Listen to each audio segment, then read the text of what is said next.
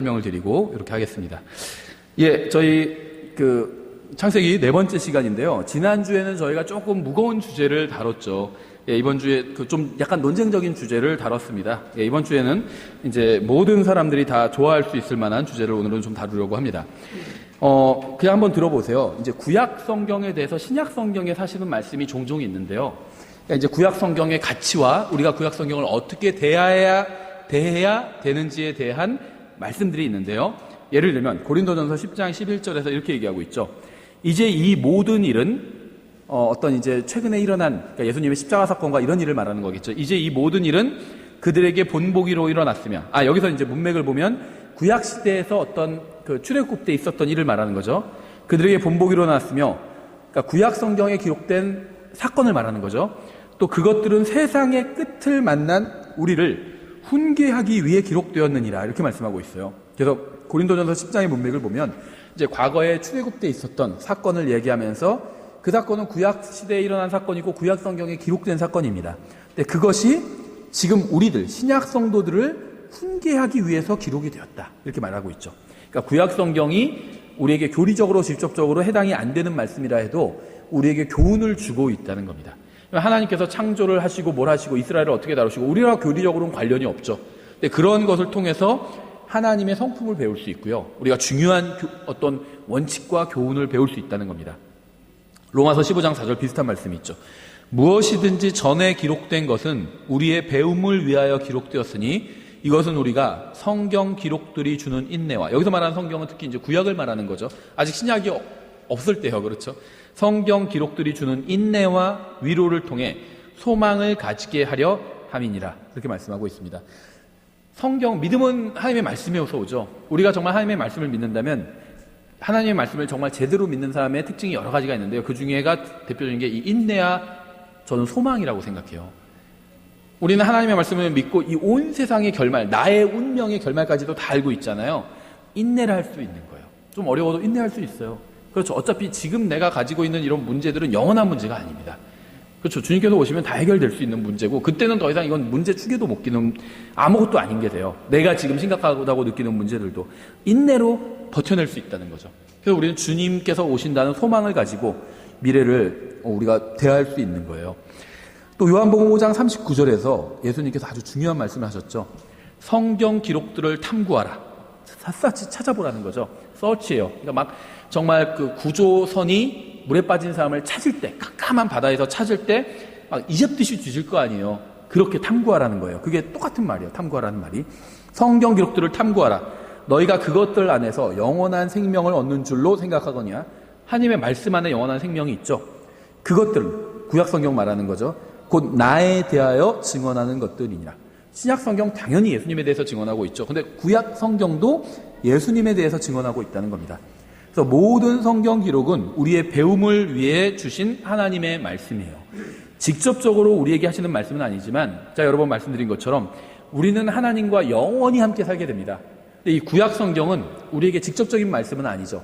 하지만 하나님이 어떤 분이신지를 너무나도 잘 드러내 보여주고 있어요. 그래서 우리가 영원히 하나님과 지내려면 하나님에 대해서 잘 알아야 되잖아요.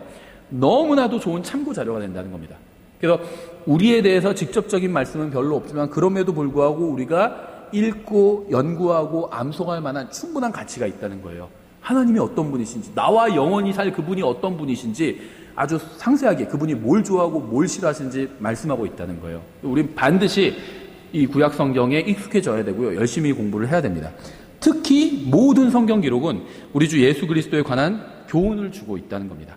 그래서 오늘은 우리는 아벨이 예수 그리스도의 모형임을 보여주는 13가지인데요. 12가지네요. 12가지를 좀 찾아보려고 합니다. 이 구약 성경도 예수님에 대해서 증언하고 있는데요. 특히 이제 이 아벨도 예수님에 대해서 증언을 하고 있으니까 아벨에 대해서 읽어보면 예수님의 특징을 우리가 알 수 있다는 거죠. 그래서 우리가 그 창세기 11장까지 굉장히 중요한 사건들이 많은데요. 11장까지 앞부분은 저희가 중요한 그 이슈별로 이렇게 좀 살펴보려고 합니다. 먼저 창세기 4장에 이 아벨에 대한 이야기가 나오죠. 가인의 이야기도 나오고요. 4장 1절부터 8절까지 한번 쭉 저희가 먼저 읽어보도록 하겠습니다. 그래서 이 4장 상황을 중심으로 한번 이 아벨과 예수님을 비교해 보도록 하겠습니다. 4장 1절 아담이 자기 아내 이브를 알매 그녀가 수태하여 가인을 낳고 이르되 내가 주로부터 남자를 얻었다 하니라. 그녀가 다시 그의 동생 아벨을 낳았는데 아벨은 양을 지키는 자였으나 가인은 땅을 가는 자였더라. 시간이 흐른 뒤에 가인은 땅의 열매 중에서 주께 헌물을 가져왔고 아벨도 자기 양의 때의 첫 새끼들과 그것들의 기름 중에서 가져왔는데 주께서 아벨과 그의 헌물에는 관심을 가지셨으나 가인과 그의 헌물에는 관심을 갖지 아니하셨으므로 가인이 몹시 분을 내고 그의 얼굴빛이 변하니라. 주께서 가인에게 이르시되 내가 어찌하여 분을 내느냐 어찌하여 내 얼굴빛이 변하였느냐 내가 잘 행하면 너를 받지 아니하겠느냐 그러나 내가 잘 행하지 아니하면 죄가 문에 엎드려 있느니라. 그의 열망이 내게 있으리니 너는 그를 다스릴 것이니라 하시니라. 가인이 자기 동생 아벨과 이야기를 하니라. 그 뒤에 그들이 들에 있을 때 가인이 자기 동생 아벨을 치려고 일어나 그를 죽이니라. 이제 미국에서는 이 건 컨트롤이 굉장히 큰 이슈 중에 하나거든요. 대부분 보수적인 기독교에서는 이제 찬성하는 입장이죠. 그런데요, 뭐 저는 총이 있는 것보다는 총이 없는 게 당연히 낫다고 생각을 합니다. 물론 미국은 상황이 좀 달라. 이미 누구나 다 총을 갖고 있기 때문에 좀 상황은 다르죠. 사람이 총이 있어서 죽이는 게 아니에요. 사람의 마음에는 사악한 마음이 있어서 다른 사람을 죽이는 거지, 총이 없으면 몽둥이로 때려 죽여요. 몽둥이도 없으면 돌멩이로 죽이죠. 돌멩이 없으면 어떻게 해요? 그냥 주먹으로 쳐서 죽입니다. 그렇죠? 아벨을 죽이려고 일어나 그를 쳐서 죽였어요. 총 없는데도 죽였다는 거죠. 그럼 뭐 돌멩이 금지법 뭐 이런 거는 안 하잖아요. 돌멩이 없으면 주먹으로 쳐서 죽여요. 그럼 주먹 금지법 이런 거 있을 수가 없잖아요. 그러니까 사람의 마음을 바꾸기 전에는 이 살인이 없어지지 않는다는 겁니다. 그렇죠? 그래서 이 살인을 없앨 수 있는 가장 좋은 방법은 뭐냐? 복음을 전해서 예수님을 알게 하는 거예요. 그러면 이게 줄어들겠죠. 최초의 살인은 종교로 인한 것이었어요. 그러니까 복음 전하면 나 종교에 관심 없어요. 종교인들 왜 이렇게 그렇게 서로 싸우고 그러는지 모르겠어요. 이렇게 얘기하는 분들이 있어요. 그렇죠? 뭐 어느 정도는 사실인 것 같아요. 왜냐하면은 종교로 인해서 지금 살인이 일어난 거예요. 다만 이제 정말 진실하게 하나님을 믿는 사람이 다른 사람을 죽이지는 않죠. 다른 종교를 가진 사람이 진실하게 하나님을 믿는 사람을 죽인 겁니다. 이 사건은. 그래서 인류 첫 살인자와 피해자는 하나님께 접근하는 방식이 서로 달랐고 이것이 이제 살인의 원인이 되었습니다. 그렇죠? 오늘날에도 종교가 다르다는 이유로 다른 사람을 죽이는 일은 종종 일어나곤 해요. 그렇죠? 막 이단들이나 사이비나 이런 데서 막 거기 고발하거나 막 그러면은 가서 막 린치를 가하고 막 이런 경우들도 있잖아요. 중세의 카톨릭은 수많은 사람들을 죽였고요. 개신교에서도 죽였어요. 잘 알려지지 않은 이야기들이 많이 있는데 개신교에서도 많은 사람들을 죽였습니다.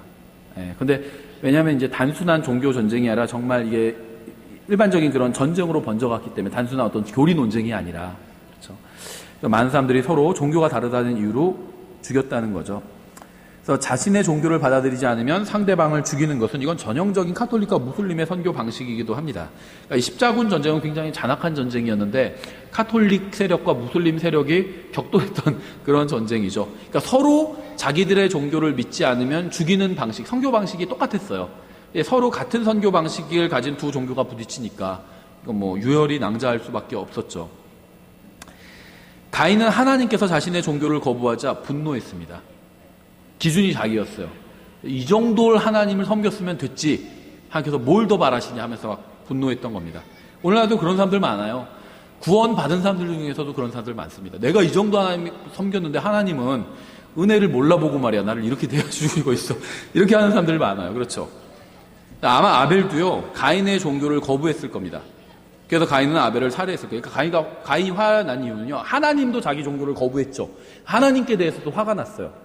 열심히 농사져서 이렇게 바쳤으면 뭐 드시는 신용이라도 해야 되는데 거부해버리신 거죠. 화가 났는데 그래서 아벨이랑 이거는 이제 성경에 나오진 않지만 아벨이랑 얘기를 했어요. 야, 내가 하나님께 이렇게 노력해서 바쳤는데 거부하시더라고. 그러니까 아벨이 형 그건 잘못된 종교야. 우리 부모님이 뭐라고 하셨어? 죄 지었을 때는 어린 양이 죽어야 된다고 얘기해줬잖아. 우리 아빠 엄마가. 그러니까 네가 뭔데 말이야 막 하면서 했겠죠. 네, 양이나 치는 게 어디서 날 가르치려 들어. 그러면서 이제 화가 났을 거예요. 너도 무시하냐 하면서. 네, 그래서 가인은 이렇게 상상하면서 읽으면 재밌어요. 네, 가인은 그러니까 아벨이 자기 종교를 거부하니까 화가 난 겁니다. 그렇죠? 9절에 주께서 가인에게 이르시되 내 동생 아벨이 어디 있느냐 하시니 그가 이르되 내가 알지 못하나이다. 내가 내 동생을 지키는 자니까 하네. 그러니까 가인은 동생을 죽이고 주님께 거짓말을 했죠. 죽였잖아요. 근데 자기 모르는 일이라고 한 거죠. 내가 뭐 동생 지키는 자니까 난 모릅니다. 이렇게 해버린 겁니다. 살인과 거짓말은 항상 동행합니다. 마귀가 살인과 거짓말의 아비죠. 동행해요, 이건. 이게 바로 우리가 거짓말로 지어낸 이야기를 아이들에게 해주어서는 안 되는 이유예요. 다른 한편으로는 사랑하는 자녀가 거짓말을 할 경우 훈계하고 책망하는 이유이기도 합니다. 같이 가요. 살인과 거짓말은 항상 같이 갑니다. 두 개는 다 마귀로부터 나왔기 때문에 이건 항상 같이 가요. 그래서 이 거짓말을 하면은 안 된다는 것을 자녀에게 가르쳐야 된다는 거죠. 우리 말에도 뭐 바늘도둑이 소독된다는 말이 있잖아요. 뭐 살인한 사람이 처음부터 살인자는 아니었다는 거죠. 거짓말도 하고 이것저것 하다가 살인도 하게 되는 거죠. 그래서 이건 같이 가는 죄이기 때문에요. 이거는 철저하게 우리가 자녀들을 바르게 가르쳐야 되고요. 또 잘못된 것은, 그러니까 아이들에게는 저희가 이제 이 심판 시리즈 오전 설교가 끝나면 이제 그 가정 시리즈를 한 5개 정도로 이렇게 요약해서 하려고 하는데요. 아이들에게는 정말 그 하나님의 말씀, 진리를 가르쳐야 돼요. 진실한 이야기를 가르쳐야 됩니다. 근데 요즘은 죄다 지어낸 이야기를 가르치잖아요. 그렇죠. 이게 쉽지가 않아요. 왜냐하면 아이들이 이제 뭐 어린이집, 유치원, 학교 가면요. 거짓말을 배워오거든요. 거짓된 이야기들을 배워와요. 그렇죠. 저희도 지금부터 막 산타 할아버지가 뭐 어쩌고저쩌고 이런 거 배워오거든요. 계속 얘기를 했는데도 이거를 쉽지가 않아요. 그래서 아니야, 산타 할아버지가 주신 거야 막 이렇게 얘기하고, 아니 산타 할아버지는 없어, 지어낸 거야 이렇게 얘기를 하거든요. 그래도 아니야, 산타 할아버지 있어 막 그래요. 뭐 산타 방문 막 그런 그 프로그램 있다고 해서 우리는 그거 안 하겠다고 이렇게 했거든요. 그러니까 아이들한테 진실한 이야기를 가르쳐야 돼요. 진실말을 말하게 또 가르쳐야 되고. 이 살인과 거짓말은요 모두 같은 주인에게서 나왔고요. 이 사악한 주인은 이 두 가지를 통해서 모든 사람을 소유하고자 합니다. 따라서 우리는 진리의 말씀으로 우리를 씻으며 항상 이 말씀대로 살려고 해야 돼요. 이걸 가르쳐야 되고요. 10절에 그분께서 이르시되 내가 무엇을 하였느냐, 내 동성의 피 소리가 땅에서부터 내게 부르짖느니라. 이게 굉장히 독특한 구절인데요. 이거는 실제로 하나님께서는 이 피가 말을 한다고 말씀하십니다. 이제 뒤에서 우리가 찾아볼 때에도 나오는데요. 아벨의 피도 얘기를 하고 있어요. 모든 무죄한 피도 다 얘기를 하고 있고요. 중요한 건요, 예수님의 피도 이야기를 한다는 겁니다. 우리가 그건 뒤에서 찾아볼게요. 땅이 자기 입을 벌려 내 손에서 내 동생의 피를 받았은즉 이제 내가 땅에게 저주를 받았나니 내가 땅을 갈아도 이후로는 땅이 자기 효력을 내게 내지 아니할 것이요 내가 땅에서 도망하는 자가 되고 방랑하는 자가 되리라. 우리는 순례자죠. 근데 도망자, 방랑자, 이건 자기가 어디로 가는지 모릅니다. 순례자는 어디로 가는지 알아요. 그래서 우리는 순례자인 거예요. 우리는 하늘나라로 갈 겁니다. 그래서 우리는 순례자예요. 도망자, 방랑자와 비슷한 것 같아도 이 도망자, 방랑자 자기가 가는 길을 모르죠. 하심에 가인이 주께 아뢰되 내 형벌이 내가 감당할 수 있는 것보다 더 크니이다. 이렇게 얘기했죠. 가인은 죄를 회개하지 않고 그저 벌을 줄여달라고 간구했습니다. 그러니까 회개하지 않은 죄인은 자신이 받게 될 벌이 과하다고 생각해요. 하지만 회개한 죄인은요, 자신이 벌을 받는 것은 너무나도 당연하다고 생각합니다. 하늘나라에 가는 사람들은요, 내가 지옥에 갔어도 그것은 전혀 이상한 일이 아니다. 난 지옥에 가기에 마땅한 사람이었다. 이렇게 믿는 사람이 하늘나라에 가게 되죠. 회개한 사람은요, 자기가 무슨 벌을 받더라도 이거는 합당합니다. 이렇게 인정합니다. 근데 회개하지 않은 사람은 이건 너무 과합니다. 이렇게 불평을 하게 된다는 거예요. 회개하지 않은 죄인이 자신이 받는 벌이 과하다고 생각하고 회개한 죄인은 자신이 받은 은혜가 과하다고 생각합니다. 회개하지 않은 사람들은요, 내가 지옥에 가는 이건 너무하다. 내가 예수님 안 믿었다고, 죄 좀 지었다고 영원히 지옥에 가는 건 너무하다. 이렇게 자기가 받는 벌이 과하다고 얘기해요. 회개한 죄인은요, 자기가 받은 은혜가 과하다고 얘기합니다. 내가 예수님 믿었다는 그 이유 하나만으로 나를 구원해 준 건, 이건 너무하다. 그렇죠. 너무한 거예요. 하나님이 우리를 구원해 주셨다는 건 너무한 거예요.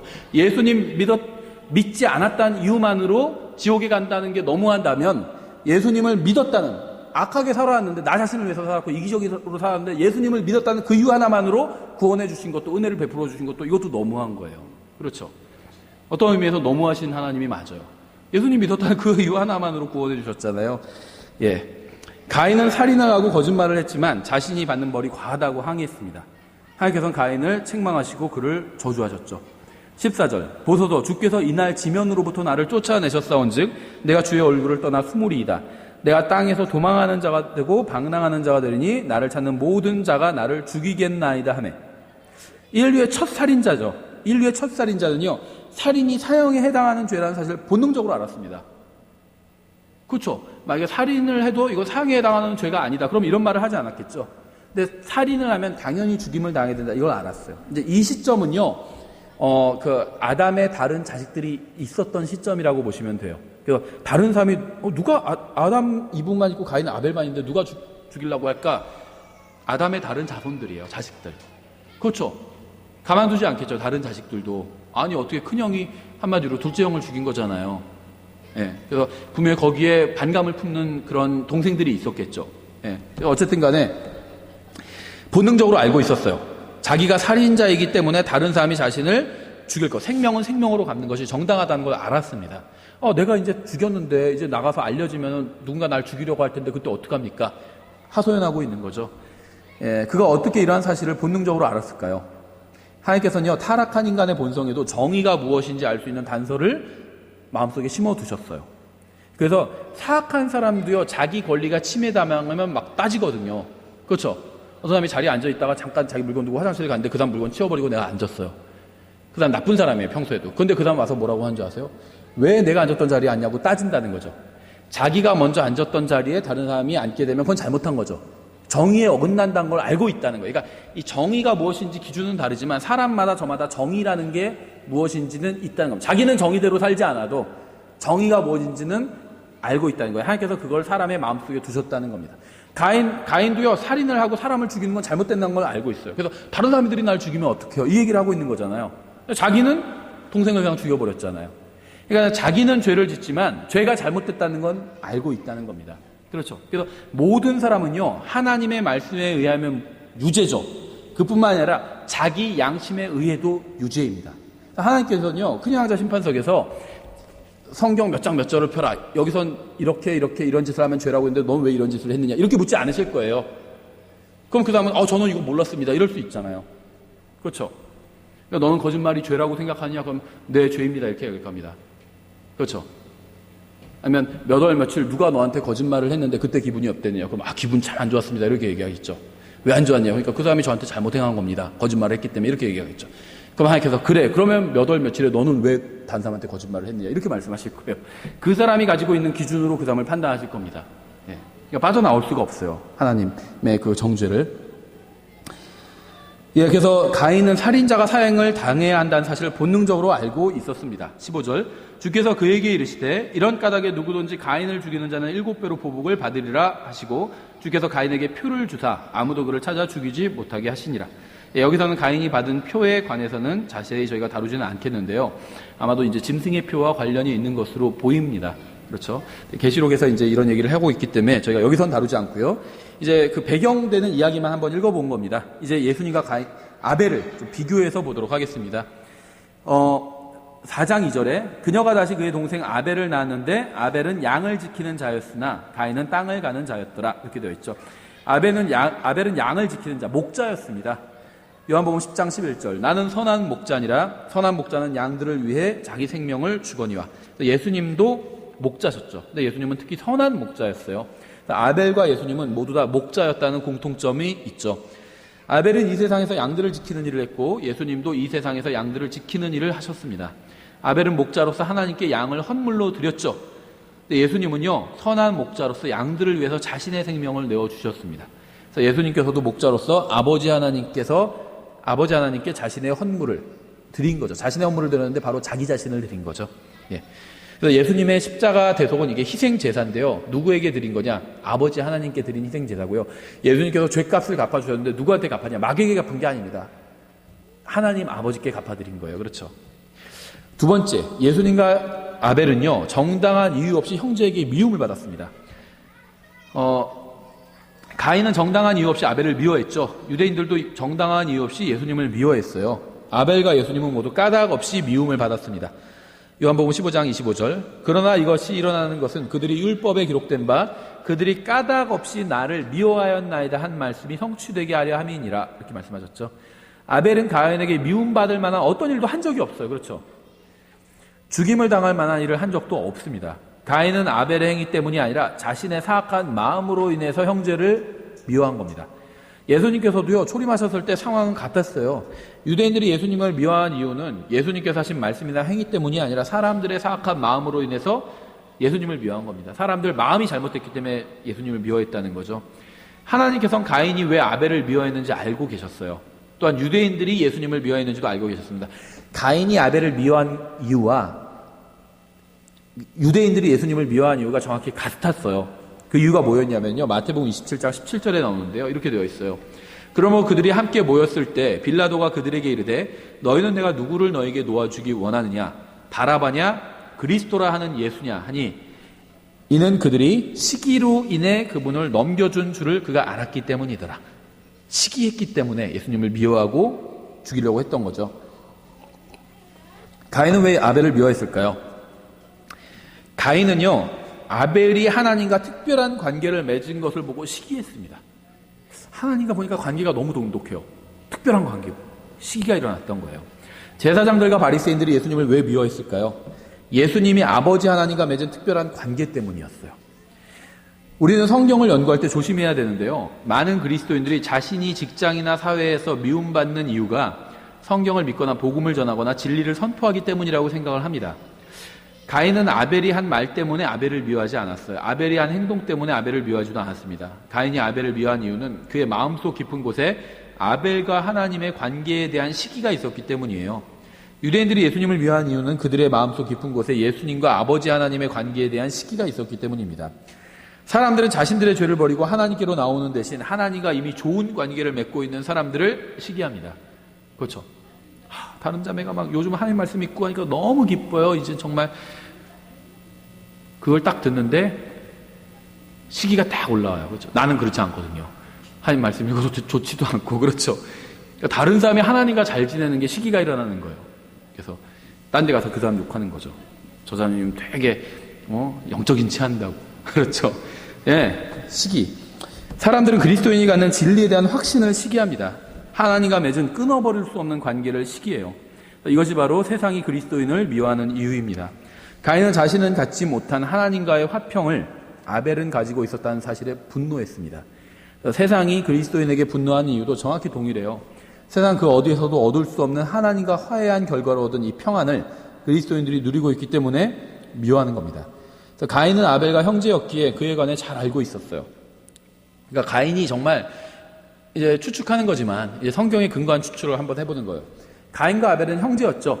이제 어떤 분은 이 둘이 쌍둥이였다 이렇게 이야기를 하기도 합니다. 그럴 수도 있고 아닐 수도 있겠죠. 어쨌든지 간에 아주 가까운 형제였어요. 그래서 아벨에 대해서 아주 잘 알고 있었습니다. 둘은 어린 시절을 함께 보냈어요. 가인은 아벨도 자신과 다를 바가 전혀 없는 죄인이라는 사실을 알고 있었습니다. 아벨도 엄마 말 안 듣고요. 그렇죠. 아빠 지갑에서 몰래 훔쳐가고요. 똑같았어요. 자기랑. 나쁜 짓도 많이 하고. 그렇죠. 장난도 많이 치고. 그렇죠. 보통 애들이 다 그렇잖아요. 부모님께 거짓말도 하고. 자신보다 별로 나을 것이 없는 사람이라는 사실을 잘 알고 있었어요. 그러니까 어떤 사람들은요, 가인은, 아벨은 훌륭한 사람이었고, 막 가인은 형편없는 사람이었다, 이렇게 하는데, 상상하는 사람들이 있는데, 절대 그렇지 않습니다. 가인은 농부였어요, 기본적으로. 농부 중에 막 게으른 사람 별로 없어요. 그렇죠? 뚱뚱한 사람도 별로 못 본 것 같아요. 다 열심히 일하느라고 살찔 시간이 없어요. 새벽 일찍 일어나서. 사실 이 아벨도 마찬가지였죠. 그러니까 둘 다 근면하게 일하는 사람들이었어요. 그렇죠? 일하기 싫어가지고 막 그런 사람들이 아니었다는 거예요. 둘 다 열심히 일하는 사람들이었습니다. 그렇죠? 근데 아벨은 하나님께 받아들여지고 자기는 거부당했어요. 자기가 아벨보다 못한 게 하나도 없는 것 같은데. 그래서 이것이 바로 가인이 시기하고 분노한 이유였습니다. 하나님께서는요, 원하시는 자기가 원하는 자에게 은혜를 베풀어 주세요. 이 세상 그 누구도 은혜 받을 자격이 있기에 하나님께 은혜를 받은 사람은 없습니다. 이거를 가인이 알았어야 됐어요.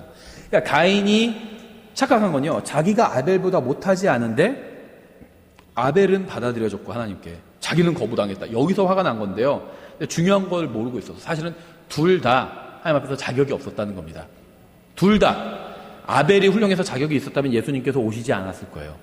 가인도 아벨도 둘 다 하나님 앞에서 자격이 없는 사람이었어요. 하나님께서 어떤 이유 때문에 아벨에겐 은혜를 베풀어 주신 겁니다. 그렇죠? 이 세상 누구도 은혜 받을 자격이 있기 때문에 하나님께 은혜를 받은 사람은 아무도 없습니다. 하나님께서는 은혜와 긍휼이 충만하신 분이에요. 우리는 각자 주님 앞에 나아가서 은혜와 긍휼을 구하면 됩니다. 구하면 주신다는 거예요. 다른 사람이 받은 은혜를 시기하지 말고 시기하거나 미워하고 험담하고 저주할 필요는 전혀 없다는 겁니다. 세 번째, 아벨과 예수님은 모두 사악한 자의 손에 살해를 당했습니다.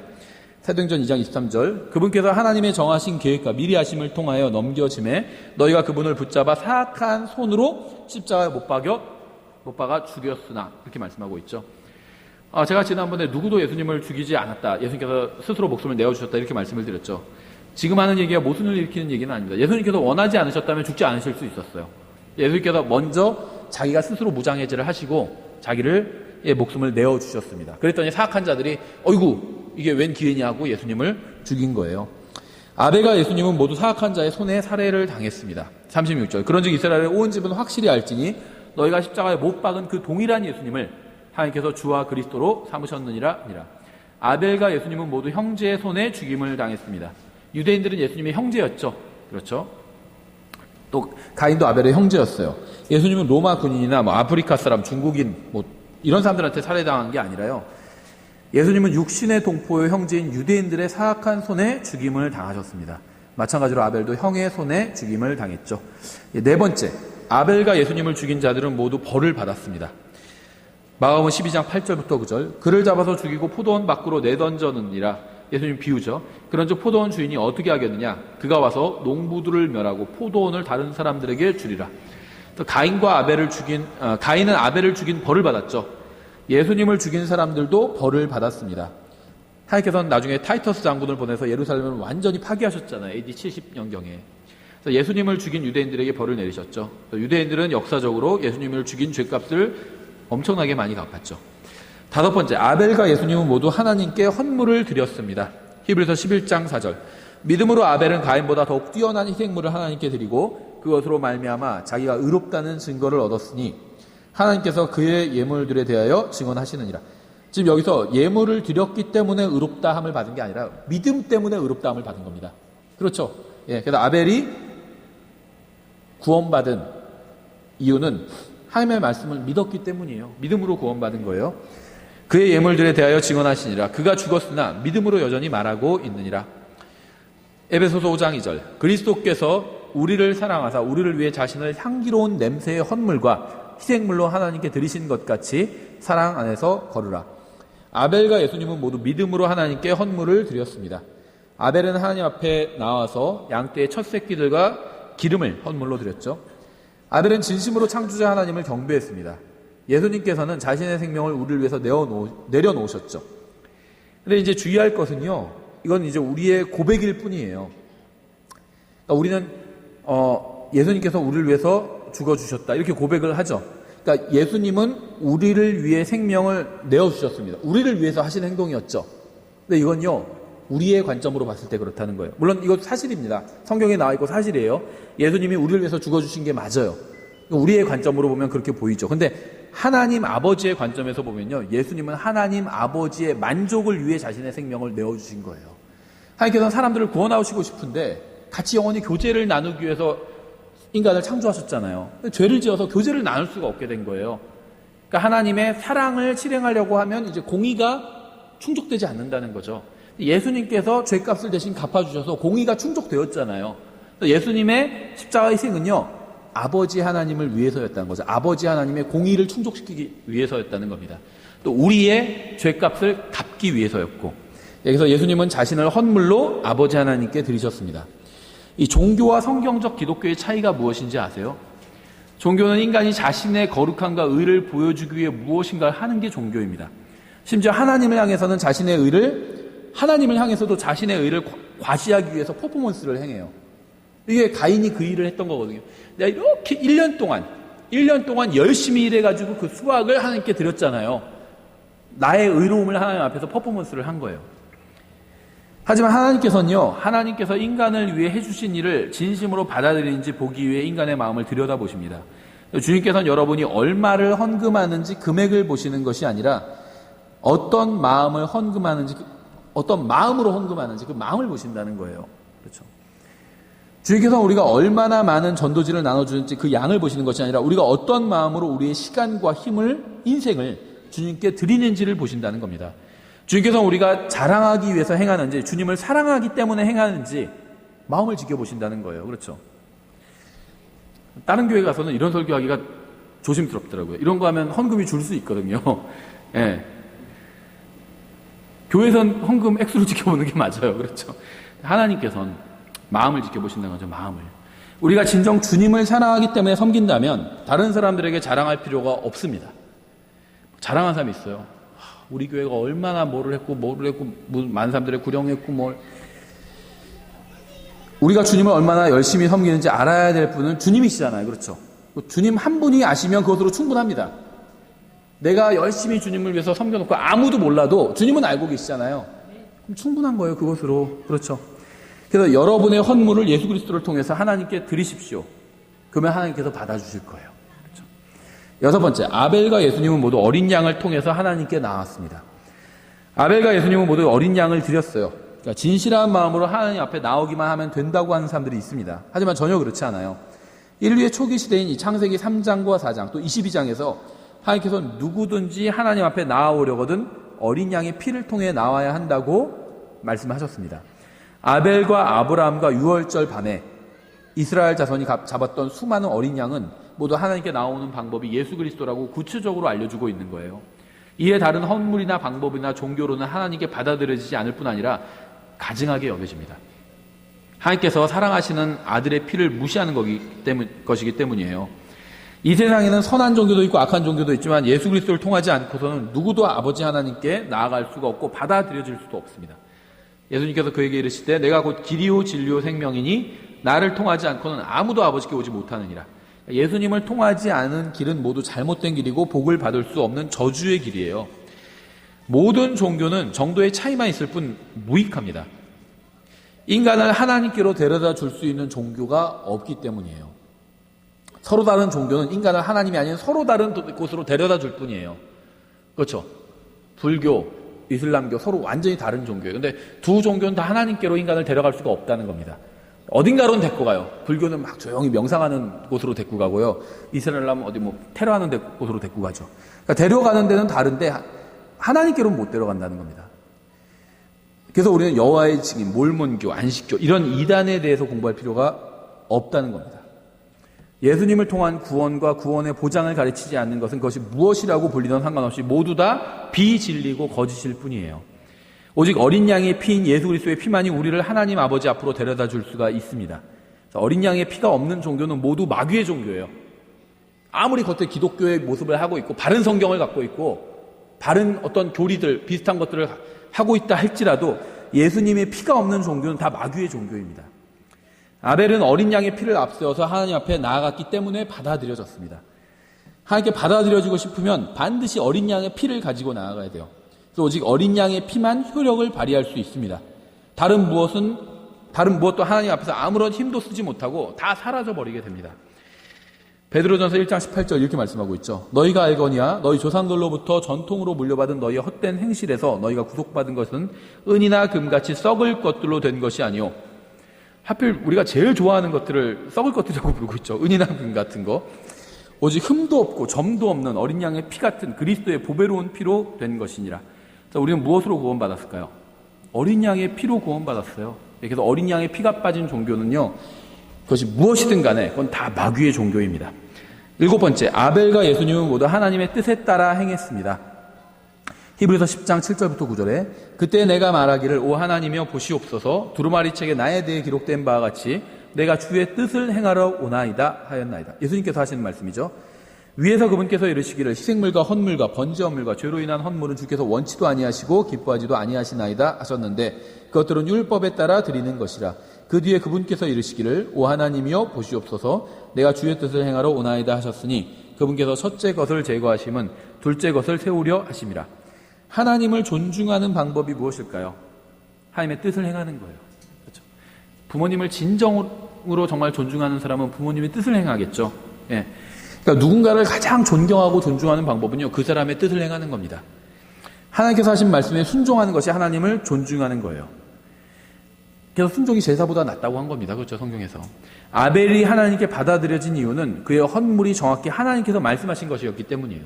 하나님께서 가지고 와라 하신 걸 그대로 가지고 온 겁니다, 아벨이. 그게 믿음이죠. 하나님의 말씀 그대로 한 거예요. 아벨은 하나님의 뜻에 따라 헌물을 드렸습니다. 하나님 말씀대로 하나님께서 정확히 갖고 오라고 하신 걸 정확히 갖고 왔어요. 그렇죠.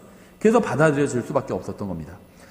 히브리서 11장 1절에 이제 믿음은 바라는 것들의 실체요 보이지 않는 것들의 증거니, 또 로마서 10장 17절 그런즉 이와 같이 믿음은 들음에 의해 오며 들음은 하나님의 말씀에 의해 오느니라. 하나님의 말씀은 비록 눈에는 보이지 않지만 보이지 않는 그 말씀을 믿는 것이 바로 성경이 말씀하시는 믿음입니다. 히브리서 11장 4절 믿음으로 아벨은 가인보다 더욱 뛰어난 희생물을 하나님께 드리고 그것으로 말미암아 자기가 의롭다는 증거를 얻었으니 하나님께서 그의 예물들에 대하여 증언하시느니라. 그가 죽었으나 믿음으로 여전히 말하고 있느니라. 아벨이 믿음으로 희생물을 드렸다는 것은요, 자신의 생각이 아닌 하나님의 말씀에 따라 드렸다는 겁니다. 그러니까 믿음으로 했다는 건 그걸 의미해요. 내 생각대로 안 하고 하나님의 말씀대로 했다. 이걸 성경은 믿음으로 했다고 말하고 있어요. 그냥 내가 확신을 가지고 했다. 이거는 확신을 갖고 한 거지 믿음으로 한 게 아닙니다. 그렇죠? 하나님께서는요, 에덴 동산에서 어린 양을 잡아 아담과 이브의 벗은 몸을 가려주셨습니다. 주님께서는 아담과 이브에게 죄를 지으면 어린 양이 피를 흘려야 한다고 말씀하셨을 거예요. 그리고 가인과 아벨은 이러한 사실, 즉 죄를 지으면 어린 양을 잡아서 피를 흘려야 한다는 사실, 하나님의 말씀이죠. 이것을 부모로부터 들었을 겁니다. 믿음은 들음에서 온다고 그랬잖아요. 그러니까 아벨이, 이건 제가 그냥 마구 지어내는 이야기가 아니라 아벨이 하나님께 믿음으로 나아갔잖아요. 근데 믿음으로 나아갔다는 건 하나님의 말씀대로 했다는 거죠. 근데 믿음으로 나아가면서 어린 양을 죽여서 갖고 나갔어요. 그거는 뭐냐면요, 들은 겁니다. 하나님의 말씀을. 하나님께 직접 들었던지 부모님을 통해서 들었던지 하나님의 말씀을 들은 거예요. 하나님 앞에 나갈 땐 그냥 나가면 절대 안 된다. 반드시 어린 양을 잡아서 그 피를 가지고 나가야 된다. 그래서 어린 양을 가지고 나간 게 믿음으로 나갔다고 한 거고, 그거는 하나님의 말씀대로 했다는 걸 의미한다는 거죠. 믿음은 하나님께서 하신 말씀에 순종하는 게 믿음입니다. 순종하지 않잖아요. 머리로는 그게 맞는 것 같아요. 근데 순종은 안 해요. 그럼 그건 믿음이 아니에요. 여러 번 말씀드렸죠. 지적 동의예요. 그건. 그렇죠. 지적 동의가 나쁜 건 아니에요. 하지만 믿음도 아니에요. 그거는. 그렇죠. 믿음만이 하나님을 기쁘시게 할 수 있지 지적 동의가 하나님을 기쁘시게 할 수 있는 게 아니에요. 미래에 무슨 일이 할지 다 안다. 그건 지적으로 동의한 겁니다. 맞는 것 같아. 이 세상을 심판하시고 하나님께서 계시기 때문에 가만 안 두시고 다 벌하실 거 벌하시고 상 주실 거 상 주시고 맞는 얘기 같아. 그건 지적 동의예요. 근데 이제 믿음은 어떻게 나면 그래서 내가 하나님의 말씀대로 사는 거예요. 실제로. 그게 믿음이에요. 그런데 맞는 것 같은데 그런데 나는 지금 하나님의 말씀대로 살진 않을 거야. 그건 지적 동의만 한 거예요. 믿음은 없는 겁니다. 그렇죠. 하나님께서 말씀하시지 않은 것을 믿는 것은 믿음이 아닙니다. 하나님께서는 첫사람이 죄를 짓자마자 어린 양의 피를 요구하셨을 거예요. 그래서 아벨은 믿음으로 어린 양을 하나님께 드린 겁니다. 이 세상에서 가장 먼저 피를 흘린 것은요, 어린 양이었어요. 그렇죠. 어린 양을 잡아서 피를 흘리고 그 가죽으로 옷을 입혀 코트를 만들어 주셨잖아요. 양가죽 코트로 만들어 주신 거예요. 하나님께서. 그렇죠. 그러니까 죄 없이 순결한 어린 양이 다른 사람의 죄를 덮어주기 위해서 피를 흘린 겁니다. 그래서 요한이 이 얘기를 괜히 한 게 아니죠. 다음날 요한이 예수님께서 자기에게 오시는 것을 보시고 이르되 세상 죄를 제거하시는 하나님의 어린 양을 보라. 그렇죠. 8번째, 아벨과 예수님은 모두 뛰어난 희생물을 드렸습니다. 믿음으로 아벨은 가인보다 더욱 뛰어난 희생물을 하나님께 드리고 그것으로 말미암아 자기가 의롭다는 증거를 얻었나니, 믿음으로 인해서 얻은 거예요. 하나님께서 그의 예물들에 대하여 증언하시느니라. 그가 죽었으나 믿음으로 여전히 말하고 있느니라. 에베소서 5장이죠. 그리스도께서 우리를 사랑하사 우리를 위해 자신을 향기로운 냄새의 헌물과 희생물로 하나님께 드리신 것 같이 사랑 안에서 걸으라. 사람은 외모를 중요시하지만 하나님께서는 마음을 보십니다. 예수님께서는 처참한 몰골로 십자가에 달리셨죠. 십자가에 달린 걸 상상해보세요. 이미 막 채찍으로 많이 맞았고, 채찍도 끝에 동물 가죽뼈를 달아서 때리면 그게 막 살을 파고들거든요. 그래서 예수님께서 시편에서 예수님에 대해서 얘기한 게 밭의 고랑처럼 예수님의 등을 그렇게 갈아버렸다고 예언되어 있어요. 막 피를 많이 흘리셨겠죠. 그러니까 예수님은 평소에 육체가 강한 분이었어요. 어떻게 아냐? 30년 동안 목수로 일했습니다. 목수. 예전에 제가 있었죠. 저희 오리역 교회 공사할 때 60대 목수 2분이 오셨거든요. 그래서 짐을 자재를 3층까지 승강기에 안 들어가서 올리는데요. 저도 이제 가서 너무 힘들었어요. 예, 처음에는 저를 보고, 등치도 있고 그래서 좋아하시더라고요. 일하게 생겼다고. 그런데 나중에는 그냥 목사님은 저기 앉아있으세요. 그러시더라고요. 두 분이 올리는데, 나이는 저보다 훨씬 많았는데, 힘이 너무 좋아요. 그러니까 특히 지금은 기계가 많은데도 힘을 덜 쓰잖아요. 그런데도 목수들은 확실히 힘이 좋아요. 하도 무거운 거랑 막 이런 걸 작업을 하다 보니까. 근데 2000년 전에 기계가 없어요. 전기톱도 없는 시대에 목수 일을 하려면 힘이 얼마나 좋겠어요. 힘이 엄청 좋아요, 예수님. 그렇죠. 근육질이었을 거예요, 막. 힘이 좋은데 예수님이 왜 십자가를 지고 가지 못했냐? 너무 많이 맞아서였어요. 고난을 당하셔서. 그렇죠. 그러니까 예수님께서 십자가에 달리실 때 막 수염이 다 뽑혔다고 그랬거든요. 막 피투성이가 됐겠죠. 처참한 몰골로 십자가에 달리셨어요. 근데 아버지 하나님께서는요, 십자가에 달린 예수님의 처참한 외모를 보지 않고 그 마음속을 보신 겁니다. 그렇죠. 예수님의 십자가 대속은 하나님께 향기로운 냄새와도 같았어요. 겉모습을 보시고 피냄새를 맡으시고 향기롭다 하신 게 아니에요. 예수님의 그 마음을 보신 거예요. 다른 사람의 죄값을 갚기 위해서 자기가 대신 고난을 당하신 거잖아요. 한마디 불평도 안 하셨거든요. 하나님 아버지를 기쁘시게 해드리려고 정말 최악의 상황에 스스로 자기를 내던지신 거거든요. 그래서 그 마음을, 중심을 보시고 하나님께서는 그것을 향기롭다고 하시는 겁니다. 중심을 보시고. 하나님께서는 항상 겉모습보다 마음을 보십니다. 이것을 알아야 하나님을 제대로 섬길 수 있어요. 9번째, 아벨과 예수님은 모두 하나님께 받아들여졌습니다. 히브리서 10장 12절. 오직 이 사람은 죄들로 인해 한 희생물을 영원히 드리신 뒤에 하나님의 오른편에 앉으사. 예수님께서는 한 희생물을 영원히 드리신 뒤에 아버지 하나님의 오른편에 앉으셨죠. 희생물을 드리시고 나서 하나님의 오른편에 앉으셨어요. 왜 하나님 옆에 앉으시는지 아세요? 하나님께 받아들여졌기 때문에 앉으신 거예요. 우리의 구원이신 예수님께서는요, 하나님께 영원히 받아들여지셨습니다. 그래서 우리도 영원히 구원을 잃어버리지 않는 거예요. 그래서 예수님과 아벨은 모두 하나님께 받아들여졌습니다. 10번째, 아벨과 예수님은 모두 의롭다는 증언을 받았어요. 가인은 아벨을 죽이는 순간 아벨이 의롭다는 사실을 알고 있었습니다. 누가복음 23장 47절. 이제 백부장이 이루어진 일을 보고 하나님께 영광을 돌리며 이르되 이분은 확실히 의로운 사람이었도다 하더라. 예수님은 자신을 희생물로 드리시면서 의롭다는 증언을 받으셨습니다. 아벨도 하나님께 받아들여지면서 의롭다는 증언을 하나님께로부터 받은 거죠. 11번째, 아벨과 예수님은 모두 의롭다고 공개적으로 선언이 되었어요. 사도행전 2장 32절. 이 예수님을 하나님께서 일으키셨으며 우리는 다 그 일의 증인이로다. 이렇게 말씀하고 있죠. 예수님께서 희생물을 드리신 뒤에 하나님께서는 예수님이 받아들여졌음을 공개적으로 선포하셨습니다. 마태복음 23장 35절에 그리하여 의로운 아벨의 피로부터 성전과 제단 사이에서 너희가 죽인 바가랴의 아들 사가랴의 피까지 땅에서 흘린 모든 의로운 피가 너에게 돌아가리라. 아벨의 피가 의로운 피였다라는 걸 공개적으로 선언해주고 있잖아요, 성경이. 그래서 아벨도 희생물을 드린 후 하나님께서 그를 받아주셨음을 공개적으로 선언이 된 거죠. 마지막으로 12번째, 아벨과 예수님이 드린 희생물은 모두 지금도 말하고 있습니다. 히브리서 12장 24절. 새 언약의 중재자이신 예수님과 아벨의 피보다 더 나은 것들을 말하는 피, 곧 뿌리는 피에 이르렀느니라. 이게 예수님 피 말하는 거죠. 아벨의 피와 예수님의 피는 지금도 사람들에게 진리를 증언하고 있습니다. 아벨의 피는 무슨 얘기를 하고 있을까요? 하나님께 나아가는 길에 관해서 증언하고 있어요. 하나님께 나아가는 길. 예수님의 피는 아벨의 피보다 더 나은 것을 증언하고 있어요. 누구든지 원하는 사람은 와서 예수님의 피를 마시고 구원을 받으라고 선포하고 있는 겁니다. 예수님께서 우리를 대신해서 흘리신 이 피를 흘리셨다는 걸, 이거를 믿음으로 받아들이면 구원해 주겠다. 이걸 예수님의 피가 지금도 증언하고 있는 거예요. 요약하면 아벨은 목자였고 헌물을 드렸고 형제로부터 까닭없이 미움을 받았고 사악한 자의 손에 살해되었고 그를 죽인 사람은 벌을 받았고 하나님의 말씀에 따라 어린 양을 헌물로 드렸고 또 그 헌물은 그런데 뛰어난 헌물이었고 하나님께서는 그를 받아주셨고 의롭다는 증언을 하셨고 또 하나님께서 공개적으로 그가 의롭다고 선포해 주셨고 또 아직도 그의 피는 말하고 있죠.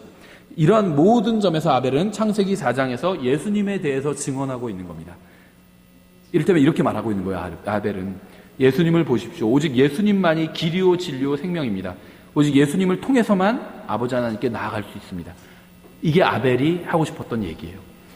그 성경이 아벨을 통해서 이 이야기를 보여주고 싶어하고 있는 거예요. 그래서 아벨은 이렇게 이후에 태어날 모든 사람들에게 세상 죄를 제거하는 하나님의 어린 양이신 예수님께로 모두 다 가야 한다고 증언하고 있는 것이고 성경이 성경을 기록하신 성령님께서 이 아벨의 이야기를 기록하신 이유는요, 바로 예수님을 알려주기 위해서 기록하셨다는 겁니다. 예, 저희 기도하고 찬양하고 마치겠습니다. 기도하겠습니다.